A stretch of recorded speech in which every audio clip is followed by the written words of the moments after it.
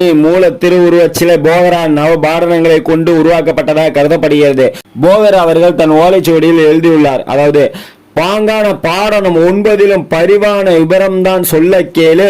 கௌரி கேந்தி சீலைமால் தேவி கொடு வீரம் கம்சால் வெள்ளை பகர்கின்ற தொட்டினோடு சூதம் சங்கு புராணமாய் நிறைந்த சிவசக்தி நலமான மனோமணி கடாச்சத்தாலே நன்னினி 9 கட்டு கட்டு என்று போகர் அவர்களுடைய ஓலைச்சுவடியில எழுதி வச்சிருக்காரு. இதுக்கு அர்த்தமா என்ன சொல்றாரு அப்படின்னா, 6 ஆதாரங்களில் முக்கியமான அஞ்ஞா எனப்படும் பூர்வ மத்திக்கும் உச்சந்தலைக்கும் மத்தியில் குடிகொண்டிருக்கும் மனோன்மணியின் அணுக்கிரகத்தாலே, அதாவது பீனியல் சுரபி அல்லது கூம்பு சுரபி என்று அறிவியல் ரீதியாக அறியப்படுகிற அரிசின் அளவே உள்ள ஒரு சிறிய சுரபி தான் மனோன்மணியின் அப்படிங்கிற மாதிரி சொல்றாங்க.